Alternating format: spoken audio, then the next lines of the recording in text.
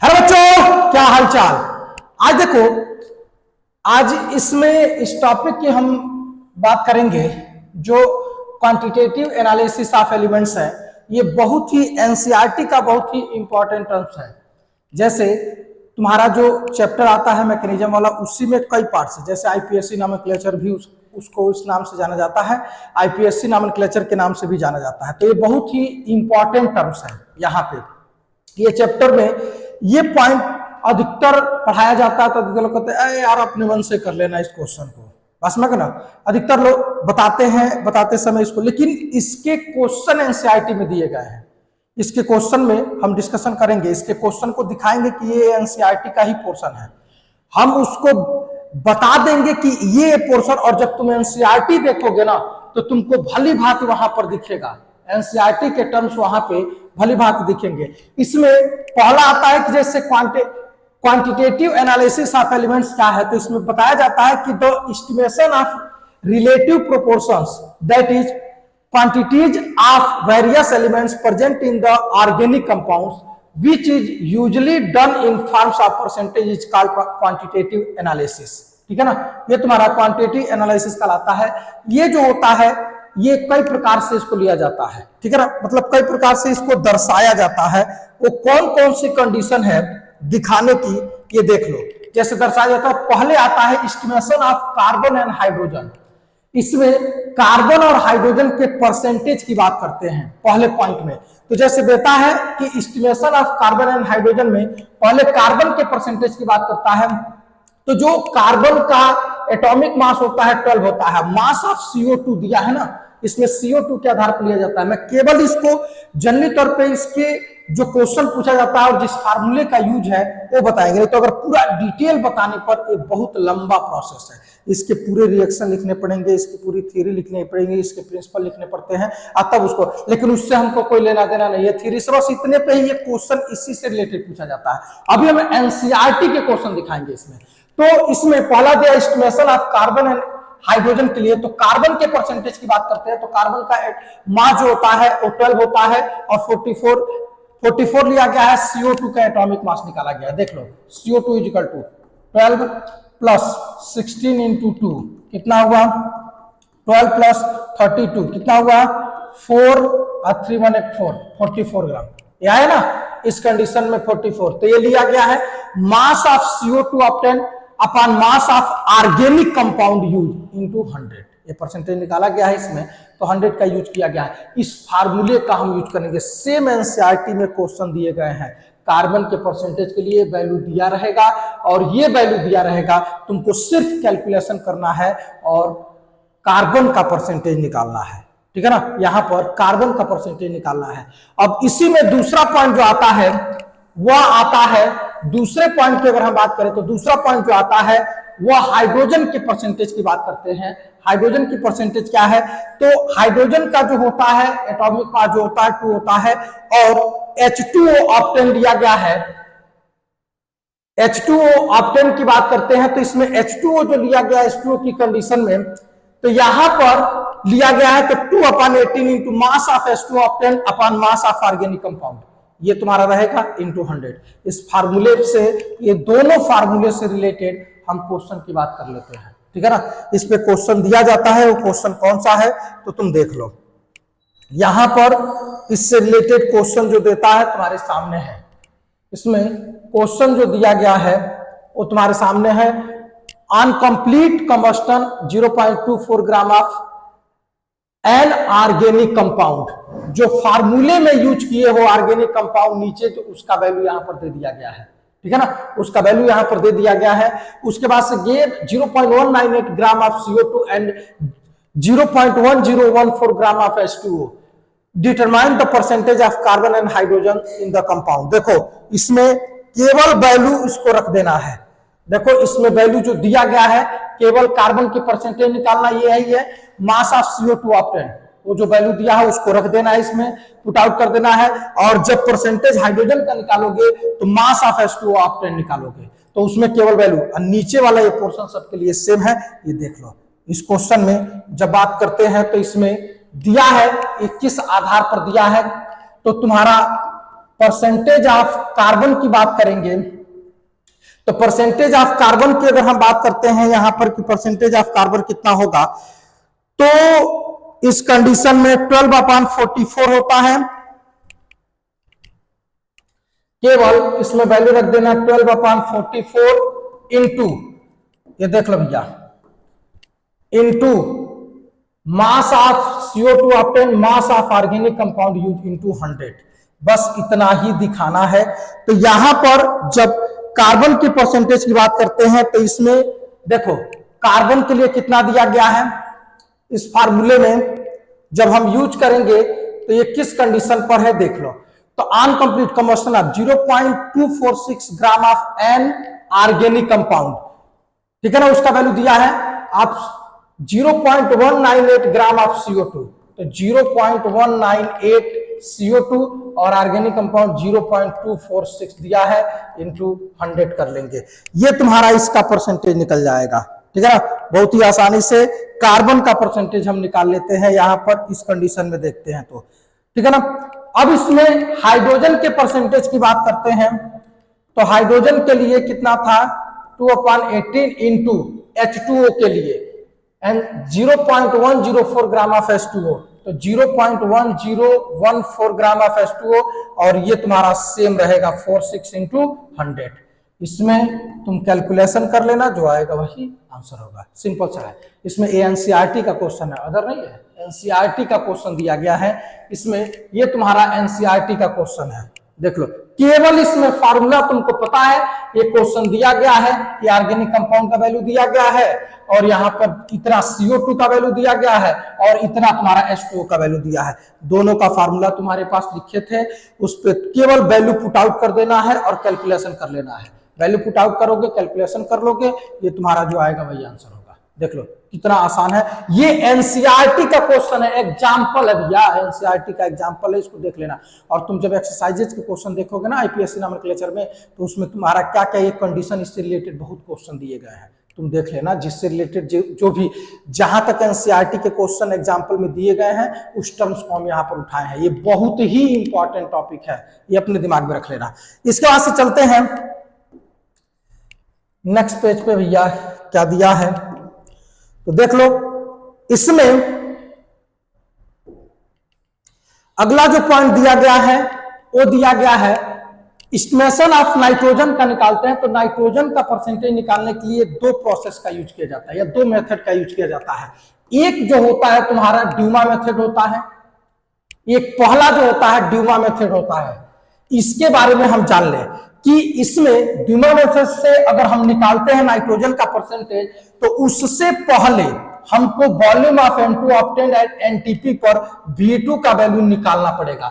तुम जो भी क्वेश्चन करोगे, अभी एनसीईआरटी से रिलेटेड इसके क्वेश्चन हम बता देते हैं, ठीक है ना, वो केवल क्वेश्चन तुम नोट आउट कर लेना, अपने मन से कर लेना, ठीक है ना। इसमें लेकिन हम उस क्वेश्चन को एक्सप्लेन कर देंगे, पहले उसमें V2 का वैल्यू निकालेंगे, तब नाइट्रोजन का परसेंटेज निकालेंगे। तो volume of N2 obtained at NTP पर ml में दिया रहेगा, 8 into mass of organic compounds using gram में करना है, ठीक है ना। यहां पर इसकी कंडीशन हम 100 इसलिए नहीं लगाए हैं क्योंकि उसको सॉल्व कर लिया है, 8 कर लिया है इसकी नाइट्रोजन की परसेंटेज मात्रा और N2 के लिए एनटीपी पर वैल्यू निकालने के लिए।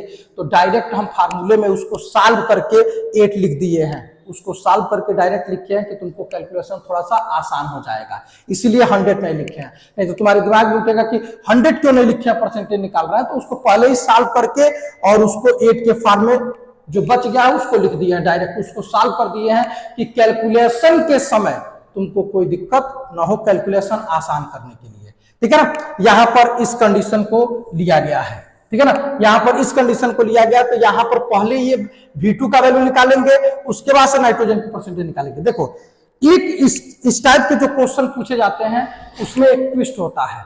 क्या ट्विस्ट होता है, तो उस कंडीशन को जान लो। उसमें क्या होता है कि प्रेशर ऑफ ड्राई नाइट्रोजन के लिए अगर निकाला जाता है तो ये P-F का यूज किया जाता है, और ये सभी क्वेश्चनों में लगभग देगा। ये जितने भी क्वेश्चन देंगे प्रेशर ऑफ ड्राई नाइट्रोजन के लिए निकालना पड़ेगा P1 का वैल्यू, तो P-F में से तुमको घटाना पड़ेगा, तब इसमें प्रेशर ऑफ ड्राई नाइट्रोजन का मिलेगा। कैसे, वो देख लो, उसके क्वेश्चन है इसमें, ये तुम्हारे क्वेश्चन दिए गए हैं, ठीक है ना। यहां पर ये तुम्हारे क्वेश्चन दिए गए हैं, देखो in Dumas method for estimation of nitrogen 0.3 gram of an organic compound, organic compound का वैल्यू दे दिया है, give 50 ml of nitrogen collected at 300 Kelvin temperature and 750 mm pressure, calculate the percentage composition of nitrogen in the compounds।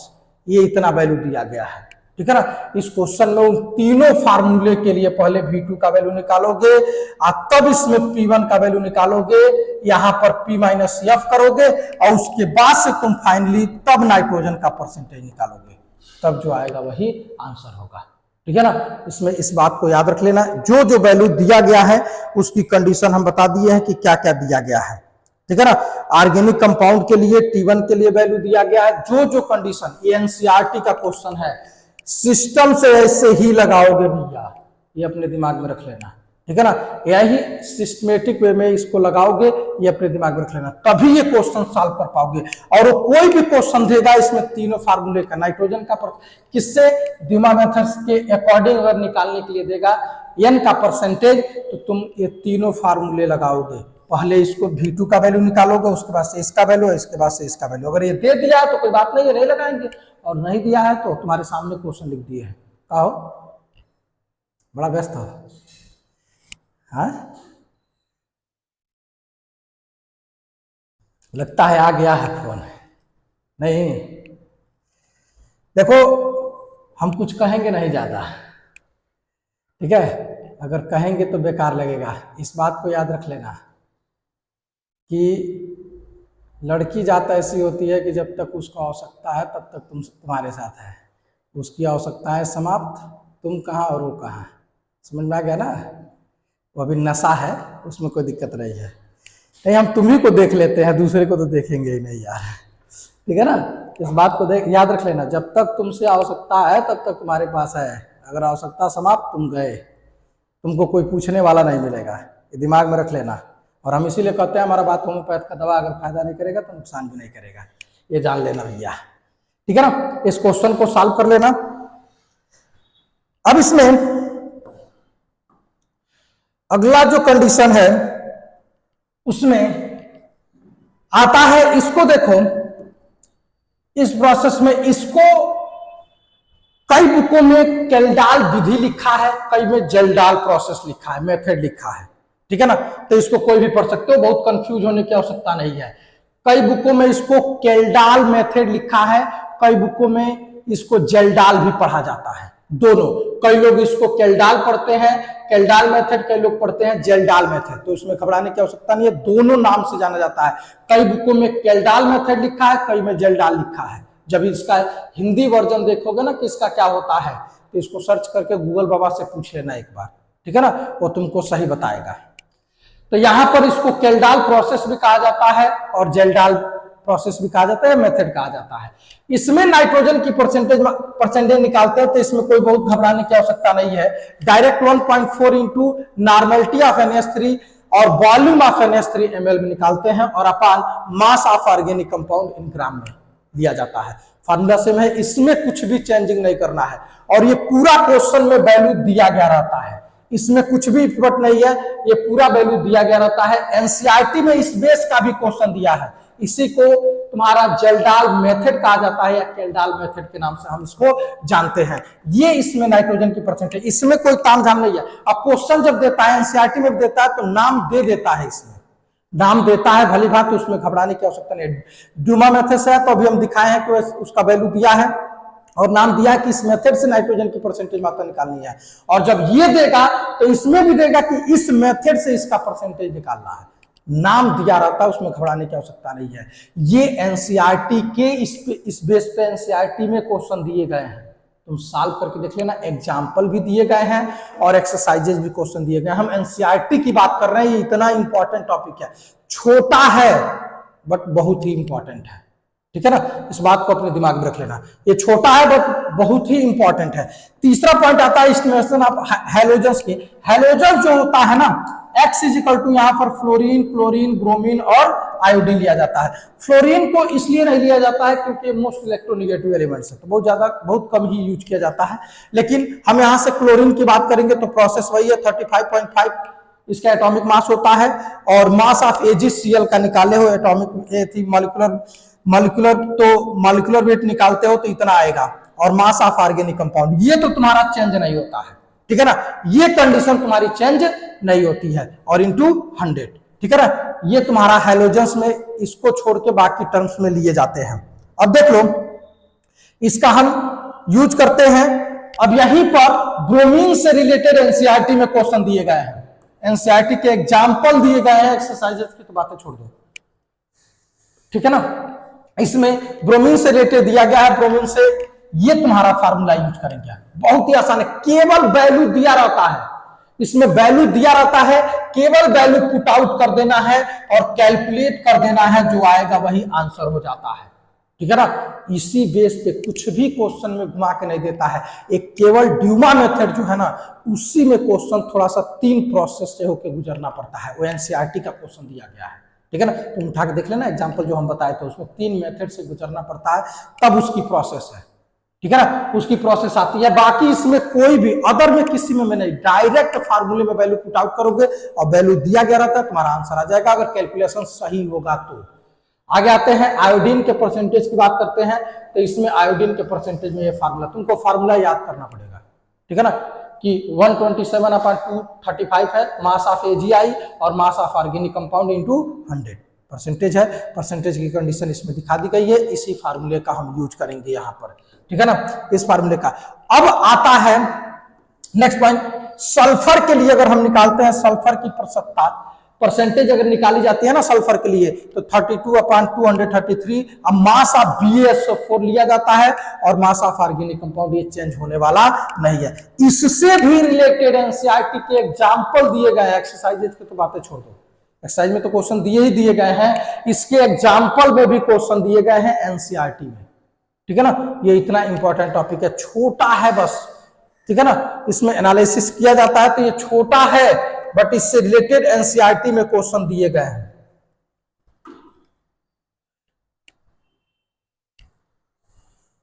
ये देख लो, इसमें जितने भी question तुम्हारे दिए गए हैं, मतलब इससे रिलेटेड एनसीईआरटी में, वो तुम्हारा टर्म्स हम बता दिए हैं, ठीक है ना। और हम कहे थे कि चूंकि हम यूपी के रहने वाले हैं, बात समझ में आ गया ना, तो इसीलिए हम वेट कर रहे हैं कि बोर्ड एग्जाम का 12 तारीख को बोर्ड एग्जाम, इस डेट में बोर्ड एग्जाम समाप्त होगा, और उसके बाद से तुम्हारा होली है, सबसे बड़ा पर्व है, ठीक है ना। उसके बाद से जस्ट ही हम लाइव क्लास पढ़ाएंगे वो आईआईटी और नीट लेवल का, क्योंकि तुम्हारा दूसरा फेज जो आएगा ना एग्जाम होगा आईआईटी का, उसका अप्रैल में ही है, और मई में तुम्हारा पड़ेगा नीट का, तो उसके लिए लाइव क्लास चलेगा, केवल क्वेश्चन सॉल्व कराएंगे, प्रीवियस ईयर क्वेश्चन सॉल्व कराएंगे उसमें, ठीक है ना, बाकी कुछ नहीं होगा, केवल हम वेट कर रहे हैं कि तुम्हारा एग्जाम समाप्त हो, क्योंकि बच्चे खाली हो जाएंगे उस समय, तो खाली होंगे तो उसके लिए सबके लिए है, बट एग्जाम है तो इसीलिए हम सोचे हैं कि एग्जाम समाप्त होगा तब हम इसको शुरू करेंगे, ठीक है ना। जो एग्जाम देना चाहते हैं अधिकतर लोग भरे भी हैं, हम ऑफलाइन में जब पढ़ाते हैं तो उस समय हम बताते भी हैं कि फॉर्म तुमको डालना है, तुम करो या ना करो, लेकिन फॉर्म तुमको डालना है और देखना है कि तुम कितना क्वेश्चंस कर पाते हो, कितना प्रॉब्लम सॉल्व कर लेते हो, जब एग्जाम में बैठते हो तो उसका प्रेशर कितना है तुम्हारे ऊपर, उसका प्रेशर पड़ रहा है कि नहीं, क्या इफेक्टिबल क्या नहीं है, जो भी चीजें हैं तुम उसको सॉल्व कर पा रहे हो कि नहीं एग्जाम हॉल में बैठ के, ठीक है ना, उसके लिए मैं बताता हूं। और हर बार कि तुमको एग्जाम में बैठना ही बैठना है, तुम करो या ना करो, तुमको जो मन करे वो करना है, लेकिन एग्जाम में बैठना है, देखना है, तैयारी के साथ बैठना है कि हम कितना प्रॉब्लम जो है उसका कितना सॉल्व कर पाते हैं, कितना क्वेश्चन हम टच कर पाते हैं, ठीक है ना। इसलिए आज के लिए बस इतना ही, थैंक यू।